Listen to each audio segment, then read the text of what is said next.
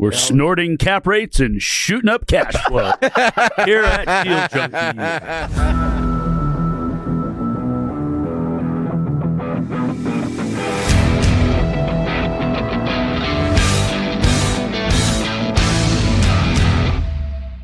Welcome back to Deal Junkies.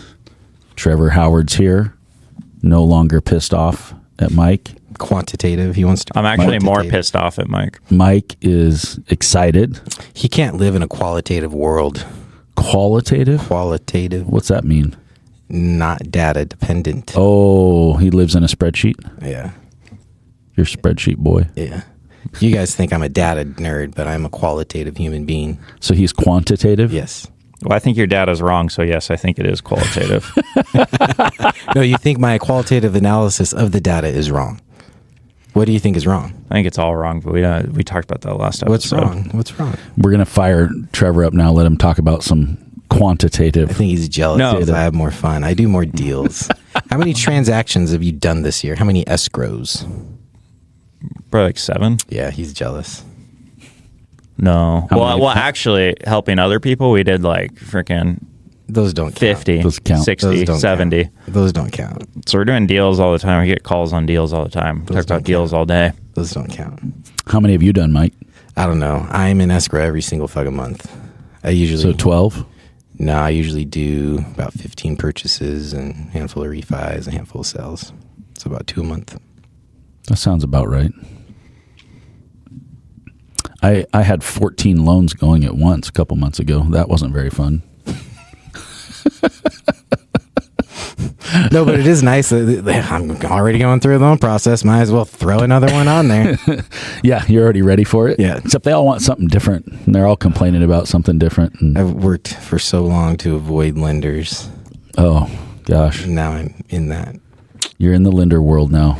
Welcome. I need bigger piles of money that allow smaller returns. Yeah, lending is really easy. You just have to have enough cash to not need to borrow money, and then they'll let you borrow money. Mm-hmm. Yeah. So let's dovetail out of the last one. So real life text for you, Trevor, on why does it understand and know the cycles. And so we're going to keep going on cycles. I put a property on the market and we got a low ball offer. And so I countered him just like essentially at asking price. And we got this lender. It says, thank you for your quick response. We're so excited. We remain excited. We think our offer's fine. Here's the comps that we used to come up with our offer. So they offered 505. One sold at 502. One it sold at 505. Similar era, similar size. These houses need about 50 grand in renovations to them. Mine's fully renovated. New doors, trim, windows, siding, roof, plumbing. So you say, yeah, thank you for your comps. Here's my $50,000 invoice. Increase, yeah. So 555 sounds good. Yeah. And so my response was, thank you. I was an appraiser for 20 years. These comps support a price higher than I have countered and well above what you have offered. My counter stays the same. I am in no need to sell. I understand we're in the winter cycle and I'm happy waiting for Q1 when interest rates will be lower, purchasing power will be higher, and demand will be back out. What'd they say to that? That's they gave you a thumbs up? That was my agent giving a thumbs up to what they will now relay. And so it's to better answer your question, that stuff matters when you're in the throes of negotiations because negotiations are fully based on leverage. And if you have it, you use it. If you don't have it, you have to understand that and take what you can get. Are they offering that because that's all they can spend, or are they offering that because they really think that's what it's worth? They haven't indicated that that's all they can spend. And usually that comes... I mean, usually a home buyer is just trying to give you a reason for why they have to pay less because that's all they qualify for. Yeah, and they haven't led with that, which tells me they can probably pay more. And then the other part is, again, understand the cycle. If I'm a buyer's agent, I'm not offering full price, unless this is a unique property. And I did another one 2 weeks ago. They're 2 miles away, very similar. One of them did go immediately, and I expected it to go to immediately because it was unique. And so then again, you need to understand this is like a tract home, a one-level tract home, but it is fully renovated and it is fully fresh and it has amenities that some of these other houses don't have. And so, no, I'm not going to reduce my price for 30 grand on Thanksgiving weekend. It's Thanksgiving weekend. Be nice. Yeah. Be generous. Maybe I should. Maybe I should reframe this. Maybe I should thank them for that offer and just sell it and just move on. That's what I would do. You know what, Eric? Accept the offer. All right, Trevor, what do you want to talk about? You excited, like Mike? No, what did you want to talk about? You guys shot down my topics. I thought we agreed on your topic. Yeah, we're going to talk about tangible versus financial in a deal. Okay, so when you should do a deal, when you should not do a deal, even though it looks like a deal on a spreadsheet. I want to hear this from you. So what I've learned from doing the deals is based on location and asset quality, and the reason to not do a deal, even though it looks like it makes financial sense on paper, is because of the liquidity of it and how hard it is to trade out of later, and that will affect your numbers later on. Are you talking about exit strategies? Yeah, I think that's what you need to consider when you're looking at it, unless you're thinking something else. No, I think you're right. Because I always ask you two questions when you bring a deal. I go, how are you going to manage it, and what's your exit strategy? It's what I always want to know. Absolutely. You got to know, do it from the back, and then how do you get to that back? Because you once told me you would buy real estate in any location. It doesn't matter to you as long as you can get it to pencil out. And I agree to that, but I think part of the penciling is like, how do you exit the deal and what is the plan there? Because we've bought some like F-class properties that we've turned to C-class properties, I would say. And they're just in a bad location, so you're limiting your buyer pool on those properties. Or like when we were buying houses and stuff a while back, we bought like financially makes sense, right? But leaving the deal was a pain because like who wants this on this road for that owner user type? Or we bought some like a portfolio of houses in Hermiston, right? So it's like these are all funky properties, hard to exit. They make a ton of financial sense. We got 3.5% debt on it, 40-year AM. So like it pencils. Well, we knew that was a bad deal going in because it took somebody 2 years to sell it to us. So how long is it going to take us to sell it to somebody else? Yeah, and it's not necessarily, it doesn't make it a bad deal. That's kind of the indicator right there. Transferability. And I think that's where having these debt strategies has it made sense because they were like bad deals as in they were harder to deal with on the backside and harder to plan. But because of how we structured it, we're still doubling and tripling our money. So like if your bad deal is doing that, as long as you don't mind holding it forever, you don't need an exit strategy. But that's not a great strategy. And you should have an exit plan. Correct. And I learned early on, I thought I was going to hold everything forever. And like those deals I bought early on, I traded 4 years, 5 years later. There's the psychology Mike was teaching us about. You think that's a deal you're going to hold forever. It's like when somebody buys a car, they'd say, how long are you going to hold this car? I'm going to keep it forever. I love this car. And a year later, they're back trading it in. Why? Because life changes.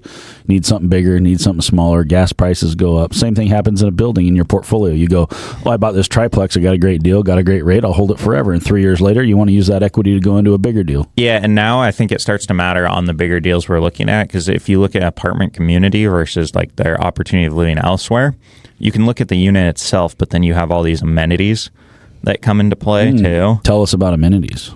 Like, I mean, think if you're a user of an apartment and you go and somewhere has a dog park and a gym and it's near this park and XYZ, right? It's near your favorite restaurant. Yeah, you're gonna have higher occupancy. It might not even be rent. You might get the same rent, but your occupancy level is going to change because the quality of living there is higher. Yeah, and if you have two options and one of them has a better location, like someone's going to want to go there. And I think when I was early on investing, I wasn't thinking about that because the spreadsheet doesn't tell you that. The human part of it. Mm-hmm. And like when I was doing houses early on, like I never understood why someone would live in a house for a non-financial reason. I thought it was dumb. I still think it is kind of dumb because it makes sense to rent a lot of time if you look at the opportunity cost of your down payment and you invest that elsewhere versus just renting a home because people don't consider CapEx and maintenance and utilities and all this. Like they just look at their PITI. Your mistake in that analysis is that you think other people are like you. Yeah, most people choose their home not based on financial beyond what is it cost. The longer I live, it seems like more people don't make any financial decisions and it's all emotional. That's how we're designed. Our system is designed that if... My system is not. Our system requires 80% of our population to make poor financial decisions. We're a consumer-based economy. Yeah, the longer I go, the less I understand. I don't even say poor decisions, short-term economic decisions. Yeah, like I don't understand what people's goals are. Like most people don't have goals. Yeah, like not financial. Right. Yeah, because like you think about people like as we're hiring people, I'm like, what do they expect to make? And people expect so many different things. Like you're thinking like you want to make hundreds of millions of $1 billion, and other people are like, we'll make like 70 grand type of thing. And yeah, just live your life. Yeah. I want security. I want to live a life. I want to be comfortable. I mean, it takes all types to make the world go round. Did you know that?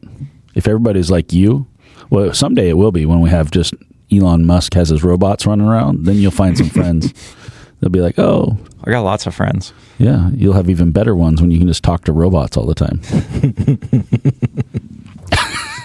Robots are proving to become dumber and dumber.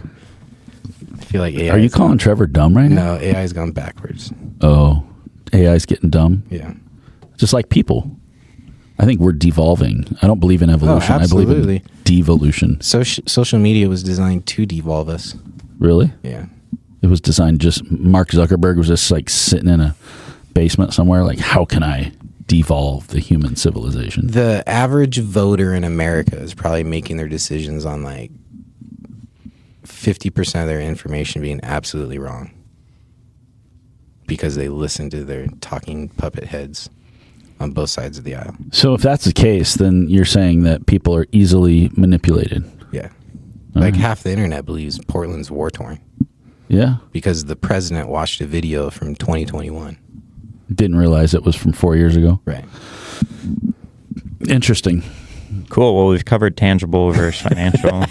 Tell us what tangible. So you're saying that these things that you're not measuring like with a number, and you could probably apply numbers that's to intangible. These things too. Intangible. But like it's you going to a property and you have a very good grasp upon it because you've been doing this for so long, and I didn't have this grasp starting out. I'm starting to understand it better. But like, why would someone live here? What are all these aspects you're looking at in the deal just from visually seeing them that are not told on the spreadsheet? Mm-hmm. And like understanding that portion of the deal is huge. Like, well, and that's where like so many. How can I say this in a non-offensive way? So many people are detached from the way that people live, right? Like, you know how I know what apartments will rent immediately and what ones won't? Because I fucking lived in them, right? Like, do I want to go put my laundry in a shared laundry room where I trust people to not steal my clothes versus a laundry room where I don't trust people to not steal my clothes versus an in-unit washer and dryer, right? Like, that's just a basic level of how I want to live. And that will affect what I pay for all three of those options. And then now you can extend it on, well, I own a dog and I need a place for it to poop that is convenient in the middle of the morning when I'm trying to get ready for work. And so one of the benefits for me is where I started to learn about economics, we were in a construction boom in Portland. And so the word used was amenities war. Like, it was amenities war, because we had so many apartment communities going up. And it was, what are the amenities that you can build in order to keep your absorption rate high, your occupancy rate high, your vacancy rate low, your rent as high as possible, and it's what is it that you're offering? So there are some amenities you can build in, like a gym or a dog park, but there are other amenities that just come with your location. Yeah. And sometimes those amenities can change. Like, you might be a block away from the most popular restaurant, and that restaurant suddenly goes under because the owner dies or something. So the neighborhood can change. And so, like you were talking about in the last episode, you know every neighborhood of Portland. You know which ones are up and coming. You know which ones are maybe losing people's interest. And so you know kind of where to go in that market based on gentrification, what is happening, government spending, planning and zoning. Where do they want to move the people around to, and then where the employers are, and then on the back end where people want to place money and asset size. So like we buy deals in small markets, and we might buy a big deal in a small market. And it's like, who's your end buyer for that deal? Too is the big thing. So I'm not smart enough to learn all these things. Like I talk to syndicators and big national companies all the time, and they're like, we're looking at the crime level in this area. We're looking at the schools. We're looking at restaurants. We're looking at employment. We're looking at all these different factors to try to decide. I think that they're very smart. Coming to a new market, they look at things that we don't look at in our own market. And I was always taught you'll make more money out of town than you will in town because you'll look at it more objectively.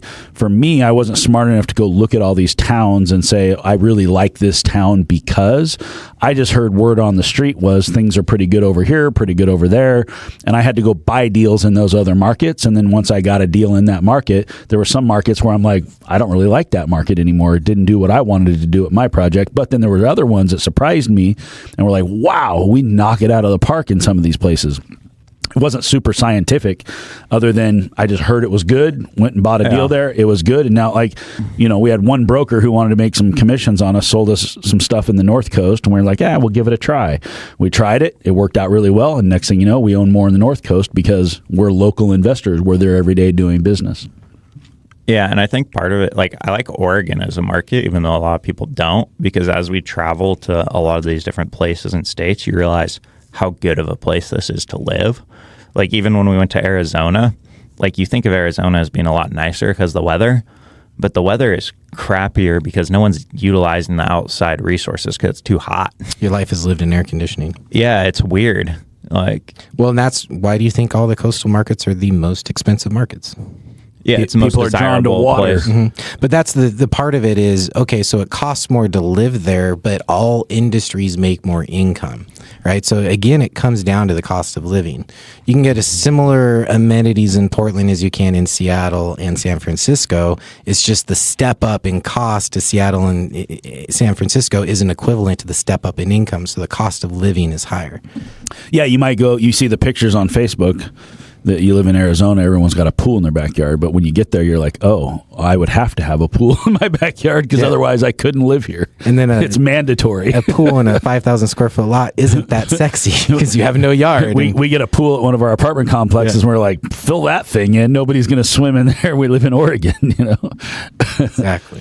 Okay, so amenities. So it's not only about amenities. It's also just like you're saying, livability. What's the livability of a place like Oregon? We have a very mild climate. We've got, a beautiful landscape. We've got mountains and oceans and rivers and all the other stuff that people like to have. So the livability of Oregon, and there's not very many people here, so it's one of the more affordable places to live. Even though we look at it just in Oregon, we're like, oh my God, the rent's so high if you go here or there or whatever. But reality is, if you take a step back and you look at San Francisco, San Diego, LA, Seattle, and all these other places, this is still, if you want to live on the West Coast, this is still the most affordable place to be. I think it's one of the coolest places to live, like the more places I go. Yeah, it is. I love traveling, but I always am happy to come home. I'm never sad when I fly back. It's a good place to live if you can have the resources to leave every once in a while when it's raining a lot. And the older you get, the longer the winters get. Winters didn't used to be that big of a deal when I was young. Oh, yeah. Cold affects you different. Yeah. We're trying to seek comfort. All right. Quantitative versus qualitative. Oh, that's what we're going to go to now? Yeah. Well, yeah. Is that a tangible versus So when do you let a qualitative decision override a quantitative no? A qualitative yes override a quantitative no? So you pick a deal because the numbers don't look as sexy, but you really like that building, where it's at, what's happening around it, what's up and coming. So you're looking at where the people want to be and what might drive more people to want to live in your project. Yeah, and I think that's where you understand time matters. Time affects cycles. Your investment isn't in a vacuum. It needs to make sense in a vacuum, but your investment is not in a vacuum. And so you want to be sound quantitatively, but you don't have to be maximized quantitatively when you understand the qualitative and you understand that you're being successful in a vacuum now that sets you up for major success because of how it fits in qualitatively. So this goes back to, we look at the macro and we try to make decisions about where we're at in the cycle, but ultimately all real estate is local. Yeah. Every single deal. Thank God for the Fed increasing interest rates to bring real estate back to local. Because it wasn't. COVID messed up locality. You just buy anywhere you can. Well, Boise was a great example where their values were imported from California during COVID from remote jobs, and then their market crashed because it got so overvalued. Overheated. Yeah. So like Californians moving to Portland has a pull-up effect on values, but the ratio of pull-up effect on values in Boise compared to Portland is significant because the average income in Oregon or Portland had already been affected by techs and startups. And so we already had massive household growth in those upper income brackets where Boise hadn't, right? And so when California incomes are transporting into Portland, it's a small increase, but when they transport into Boise, it's a complete remake of their real estate industry. Their first run up. Big one. Yeah, that's a good way to look at it. Let's talk about money problems and how they're solved and whatnot. Because I think when I was listening to podcasts like this, it's cool because there's not a lot of people who think like that and are in that space, and that's one of the most helpful things I got out of it. So hearing you talk about that stuff, getting out of money problems, and how money solves problems and how that affects relationships with people. Because I think if people are going down this path of what we're doing, there's not a lot of people doing it, and you're doing this alone a lot of the time. And then like the only people you have, like when I was buying real estate early on, the only people that I knew doing it were the people I was listening to on podcasts. So tell me your quote. Have you ever heard it's lonely at the top? Yeah, so that's what it's interesting because people think like people like you, they're like, I talked to some other people about this, but they're like, yeah, Gabe has no problems because he has all this. I was like, Gabe has way more problems than you would think because now you have way more responsibility, and you're responsible for now feeding 97 people and their job and the decisions you make. And they're like, yeah, but his downside is whatever. He still has millions of dollars. I'm like, yeah, but you still have so much weight on your shoulders that people don't understand. Yeah, money solves 100% of money problems. And so then the question is, there are other kind of problems.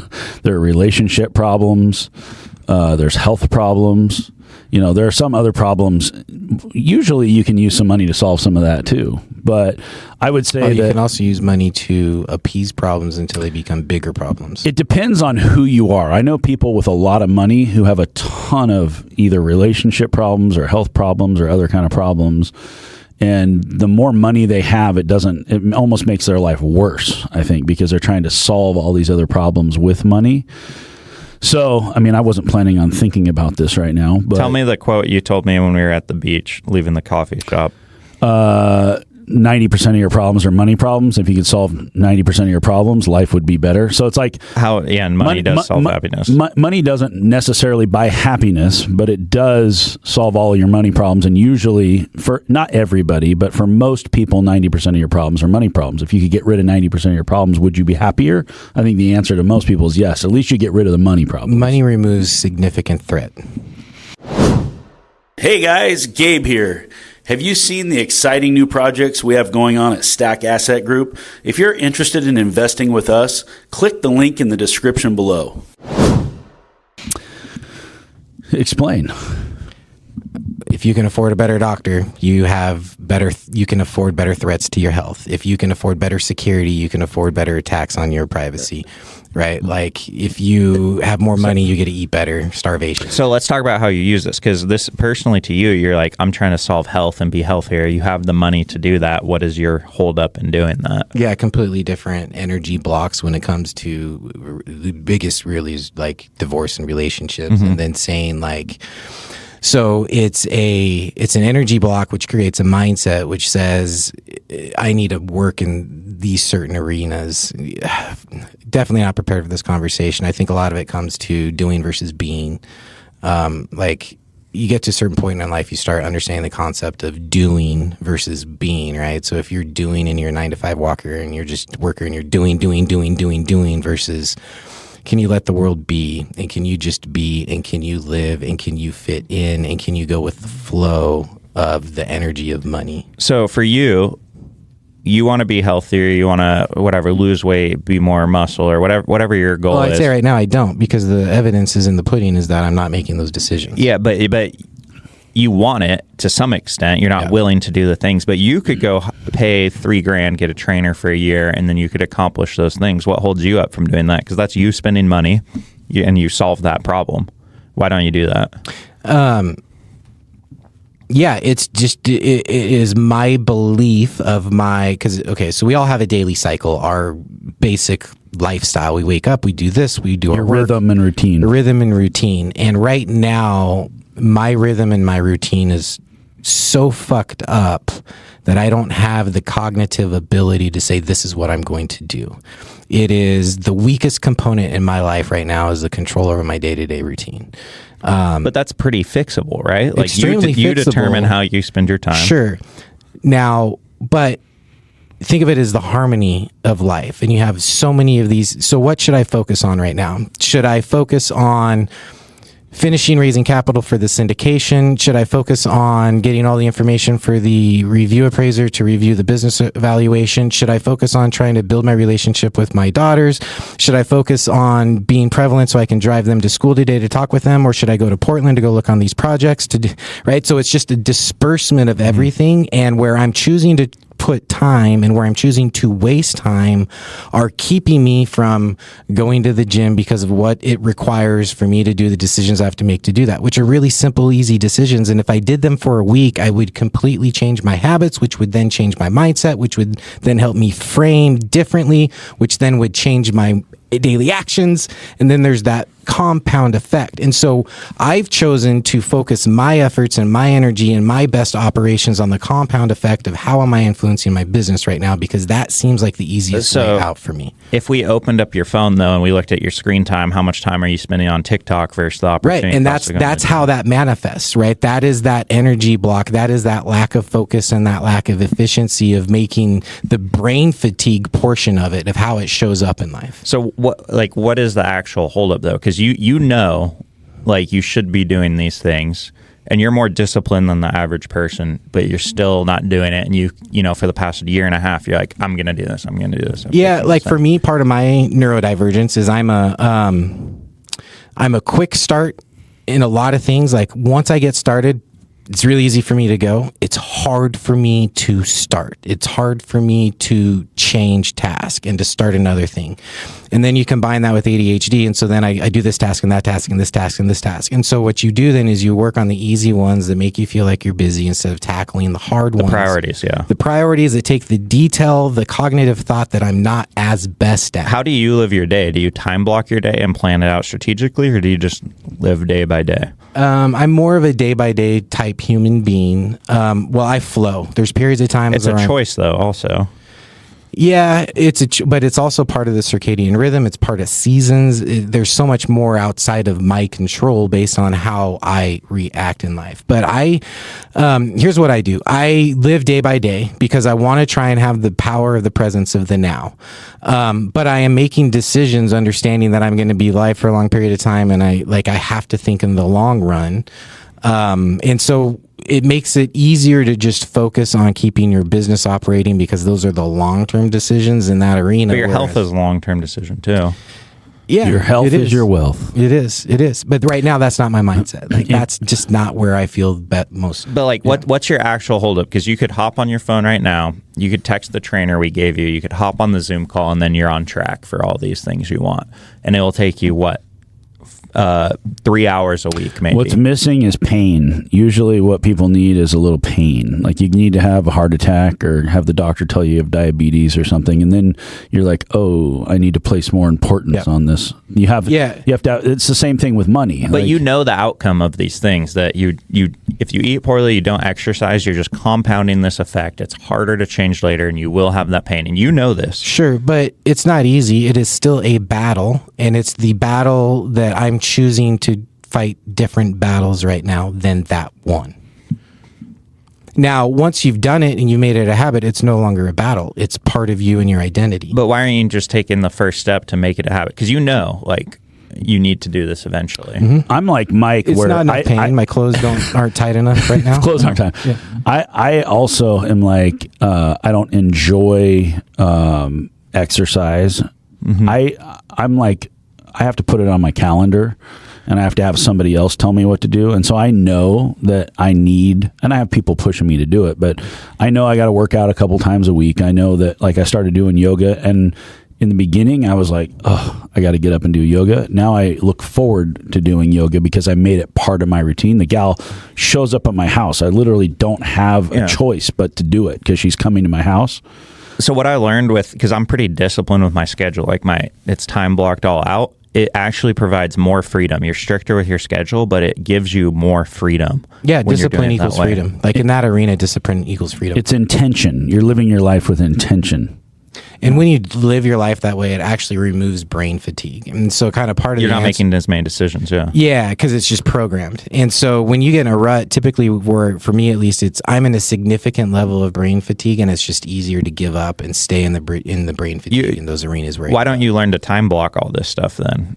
It's impossible for me. It's not. I think that's a bad mindset. It's not impossible for you. You just got to get it on your calendar. Yeah, I mean, I've got teenagers that interrupt me. I have staff that interrupt me. I have this priority, that. I think it's excuses, though. Sure. I mean, I get up early. I'm not as efficient, but I still get a couple hours done before the sun comes up. Mm-hmm.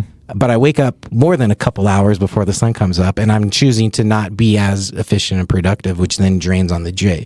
And so where it shows up is it's more like instead of it's between 2 o'clock and 8 o'clock. When your patterns are good and your discipline is good and your brain fatigue is low, between 2 o'clock, 8 o'clock, 10 o'clock, you're way more efficient and you do way better things. Whereas if your brain fatigue is high and your energy level is low, your quality of decision starts dissipating as long as the day gets longer. That's why you pay somebody and get it on your calendar. I have a beautiful gym in my house. I would never use it. If I wake up in the morning and I go like, oh, I should go work out, Jan will be down there working out for an hour or two. I will not go in there. Yeah, I hate working out. I have to get in my car, go somewhere. There's just got to be playing sports and getting out in nature. The thought, like lifting weights, going to the gym. You don't have to though to be healthy. Do that specifically. Yeah, there's other ways you could design it. Hire somebody to tell you what to do. But so what's your holdup? Because have you texted that trainer over?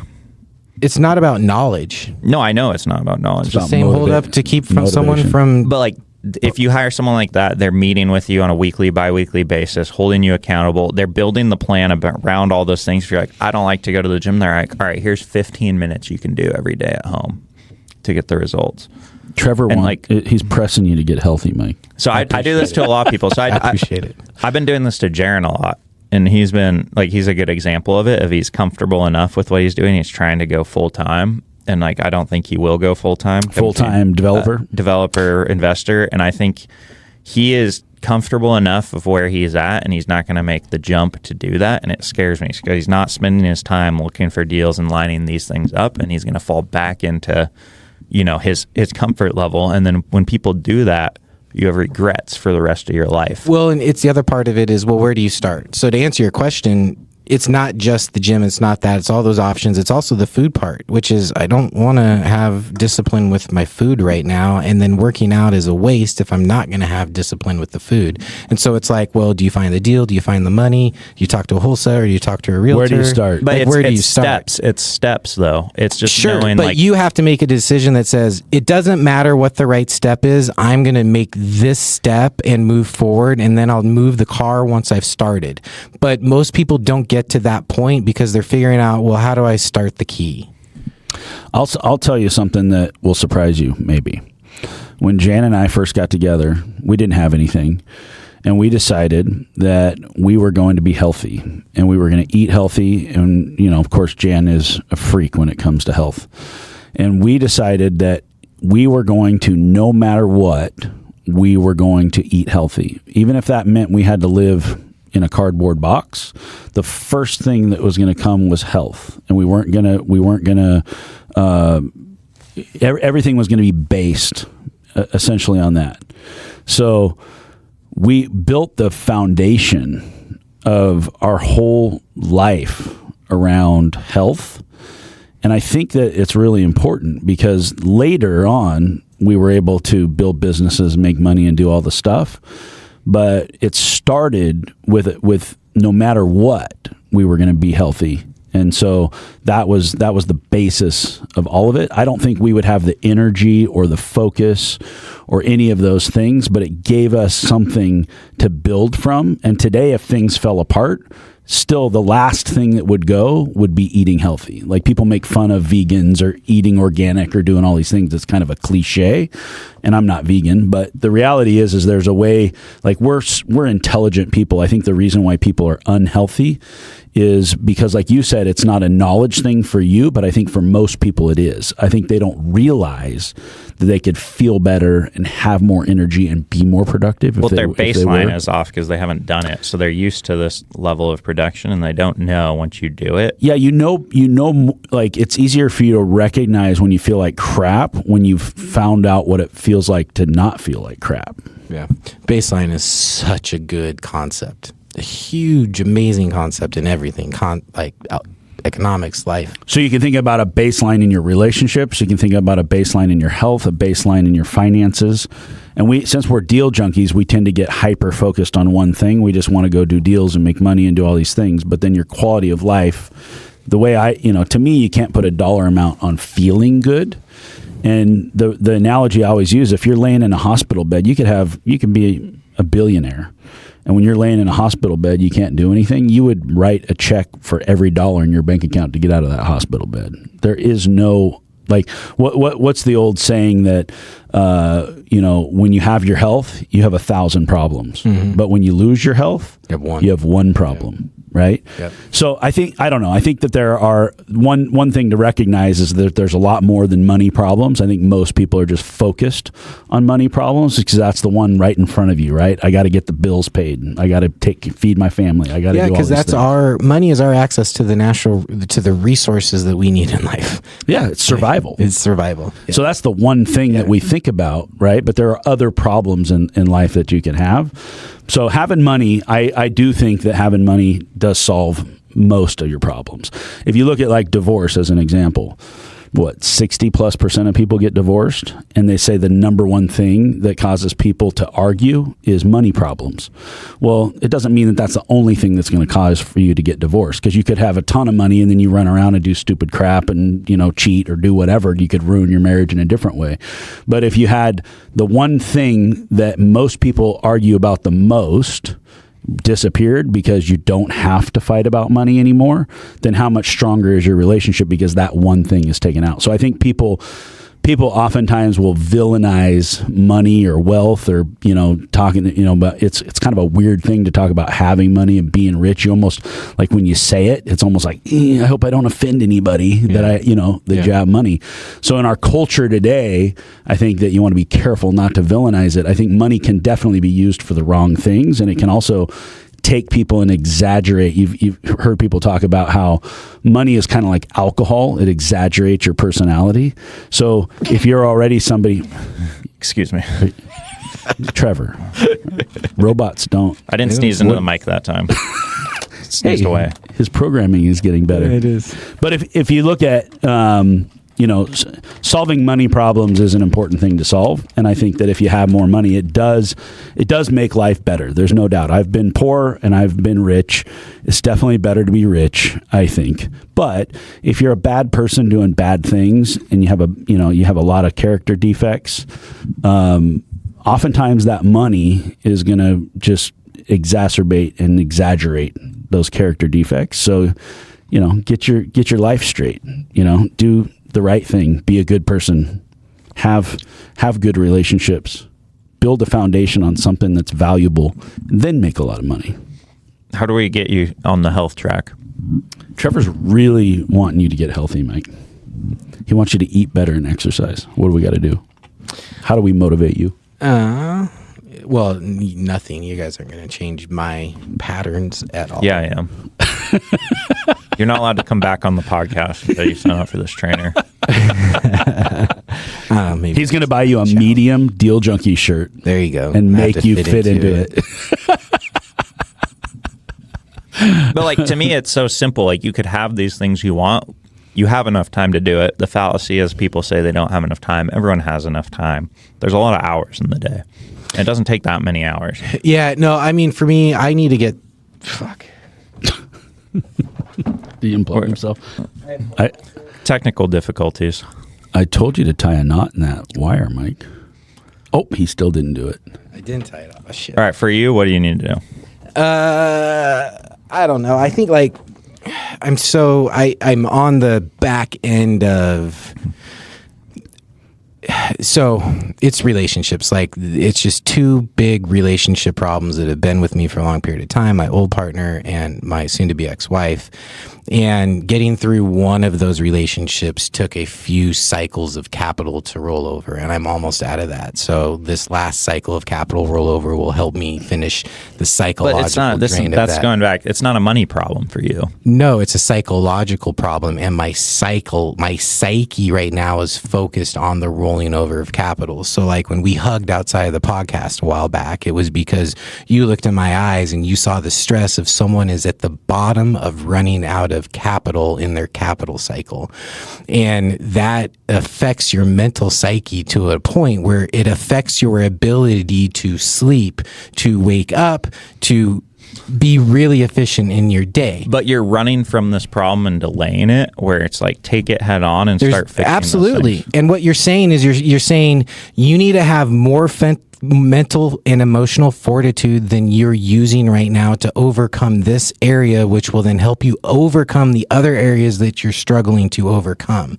And what I'm saying is, I just feel like all of that fortitude is used for this one issue, and I'm getting closer to that issue. And it's not like I'm just a terrible health. Like, I get 10,000 steps in a day. You know, it's not like I'm making those terrible decisions.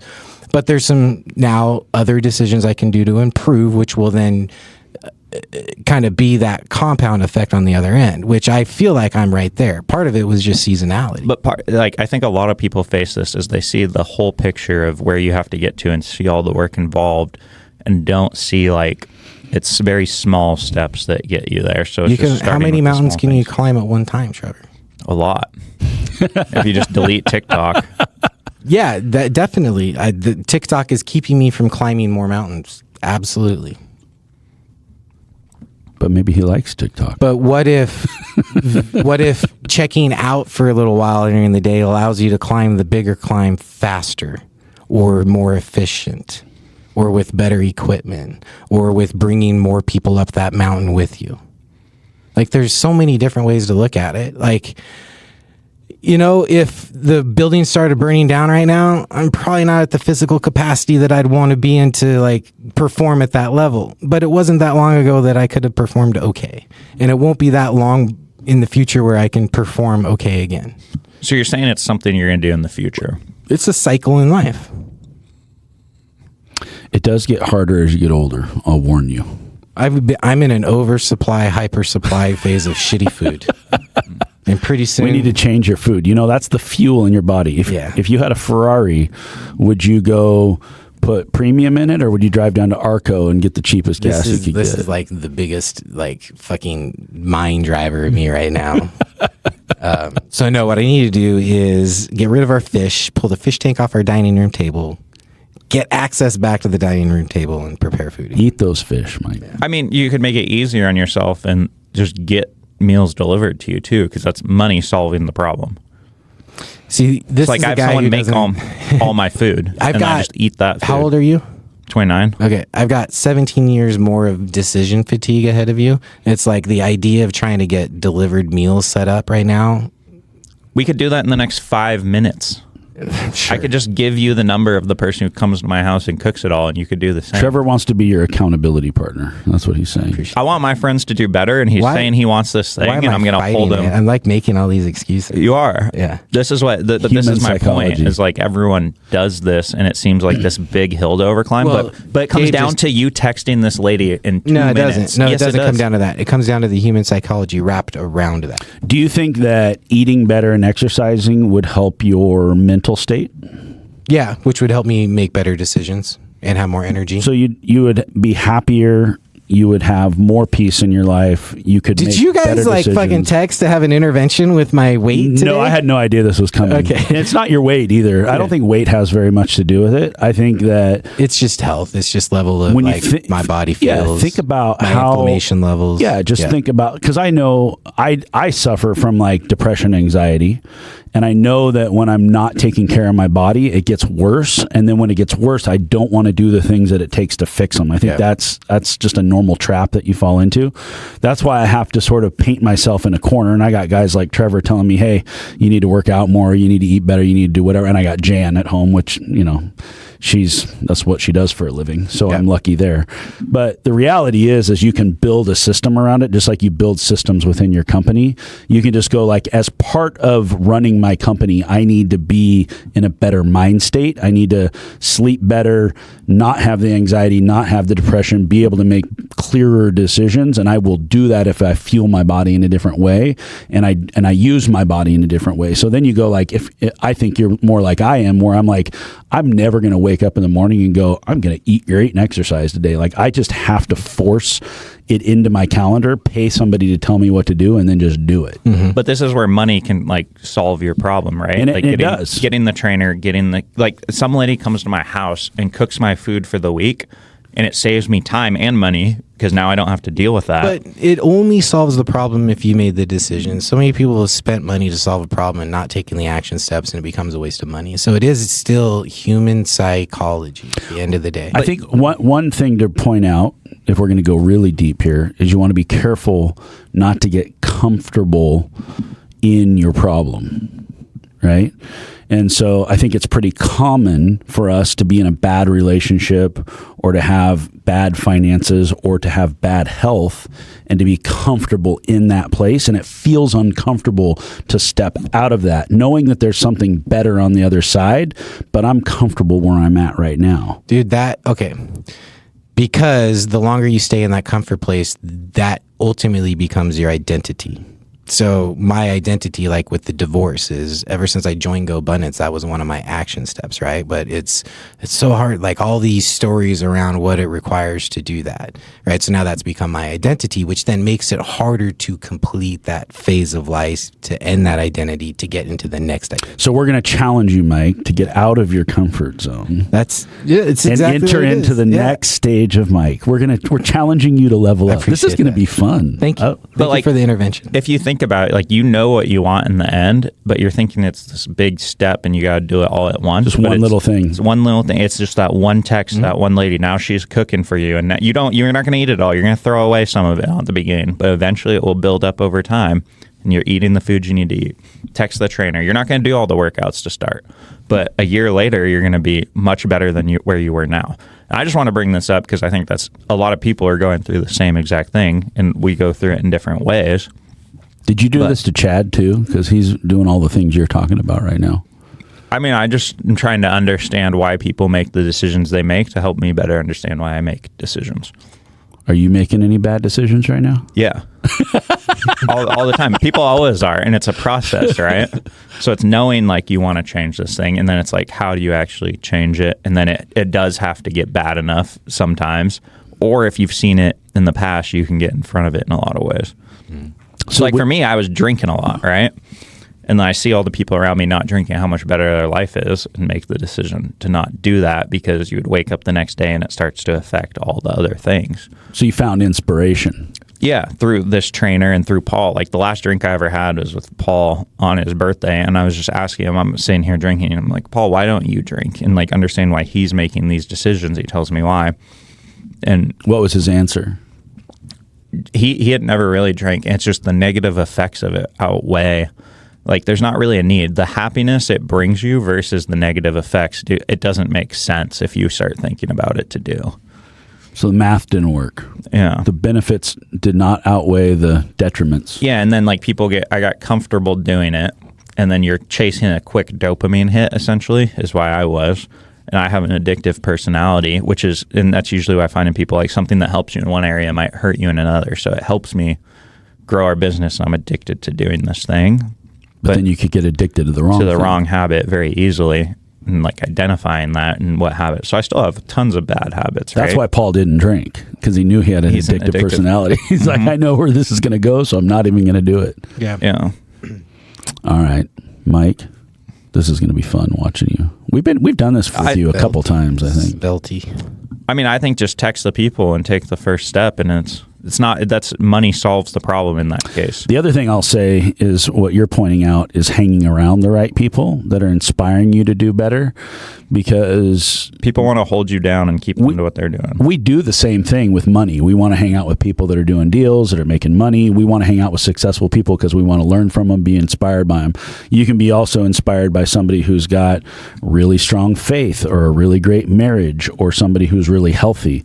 You want to be more healthy? Hang out with people who are healthy. You want to have a better marriage? Hang out with people who have good marriages. Like, you'll learn just from being around those people. And it's a lonely road at the beginning. So like when I was buying real estate, everyone thought I was crazy and making the wrong decisions because no one was doing that.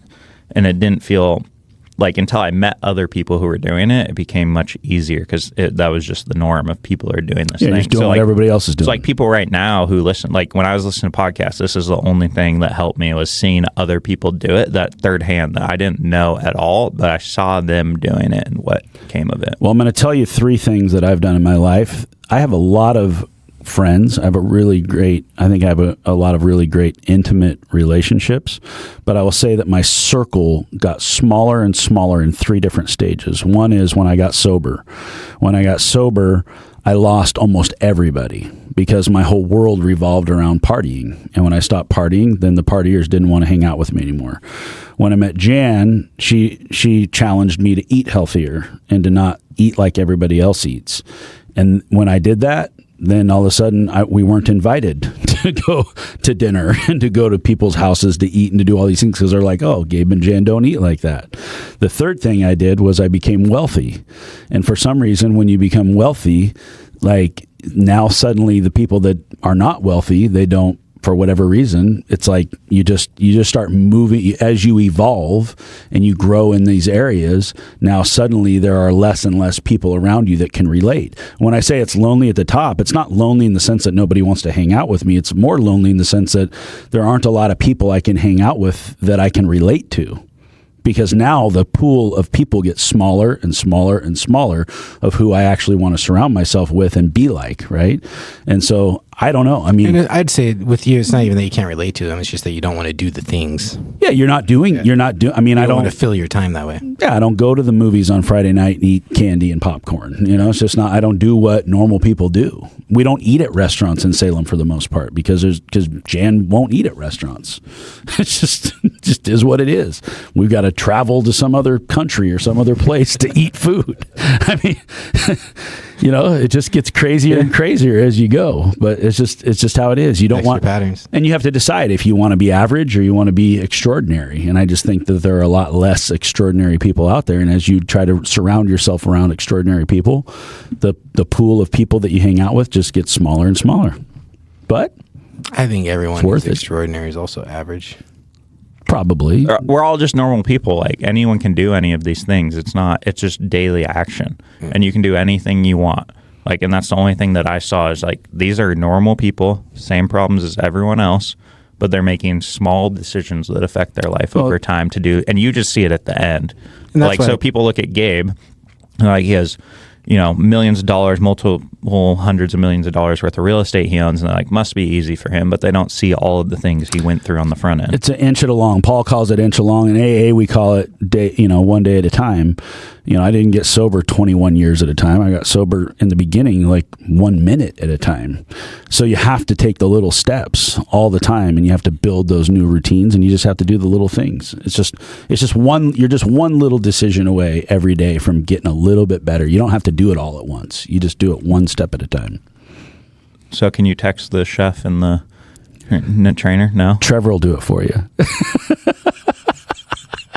See, you're just getting in your own way, though, at this point. I don't understand why. Because you know you could do this. Yeah, because I don't know. I want to have a vision of what it's going to look like, and then Let's get AI to make a picture of Mike, what he'd look like. So why not have you eats healthy and exercises? Do you meditate? No, I haven't meditated in a while. I have. My meditation practice was non-existent for a long time, and I am slowly but surely starting to back up. This might be helpful to you. It's not meditation; it's manifestation. Yeah. So I read this in a book, and he talks about it's Colin O'Brady. Actually, you know who that is? Mm-mm. he's the dude who he had like a life altering thing, and he changed his life and like climbed Mount Everest and did all these crazy things after he almost died. But he wrote this book about like to define your life, people just don't step back and think about it. So he's like, he was just challenging people to 12 hours off your phone, just go walk around. Like, so. Oh yeah, the 12-hour walk. 12-hour walk. Yeah. Like, I think maybe if you just took a step back and stopped spending, like, because right now it sounds like you're just so day by day. Yeah, that's a very good concept of it, which is, are you observant of yourself, or it's the forest for the trees is really what it is. Yeah, because I think you're truly very few easy decisions away from having some of these things that you want, and you could do them. Well, I think it's a great example of, like, for me, my patterns are I have observant cycles and I have doing cycles. And when I'm in my observant cycles, I am more cognizant. I do more social media. And when I'm in my doing cycles, I'm head down. I avoid people. Yeah. Become self-reflective. Take a step out of yourself. I like that's good advice, Trevor. And meditation is just helpful for decision fatigue. Paul meditates every single morning for an hour. I used to have a pattern, a very heavy pattern like that. All right. Well, we're going to challenge everybody. Let's all level up together. It's better to meditate in the forest while you're running barefoot. Be with nature. Yeah. All right. Well, I didn't know we were doing an intervention on Mike, but this was your intervention, Mike. All right. I just keep doing interventions on you guys, hoping you'll do it to me one day. Oh, we don't care about you enough to intervene. We're happy with you. We just want you to actually run 100 miles and quit saying you're going to do it, so we can tell everybody we know somebody who could run. I keep trying. I'm trying. Stop being a poser. That's why I'm trying again. All right, Deal Junkies, let's go level up together. We hope you're enjoying this podcast. Please share us with someone, and we'll see you next time.